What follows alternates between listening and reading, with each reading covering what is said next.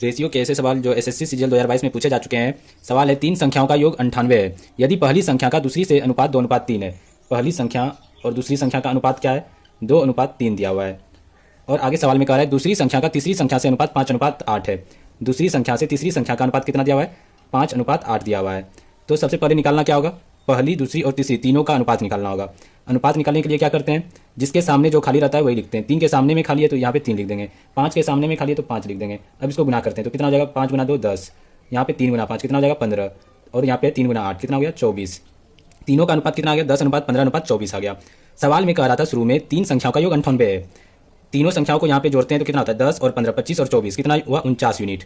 कितना हुआ? 49 यूनिट। लेकिन सवाल में कह रहा है 98 है तीनों को जोड़ के, तो 49 यूनिट का वैल्यू कितना हो गया? 98 हो गया। यहाँ से 1 यूनिट का वैल्यू निकल जाएगा। 1 यूनिट का वैल्यू क्या हो जाएगा? 2 हो जाएगा। सवाल में कह रहा है तीसरी संख्या क्या होगी? तीसरी संख्या कितना यूनिट है? 24 यूनिट है। 1 यूनिट का वैल्यू 2 है तो 24 यूनिट का वैल्यू कितना हो जाएगा? 24 गुना 2 कितना हो जाएगा? 48 हो जाएगा। तीसरी संख्या क्या निकल के आ गया? 48।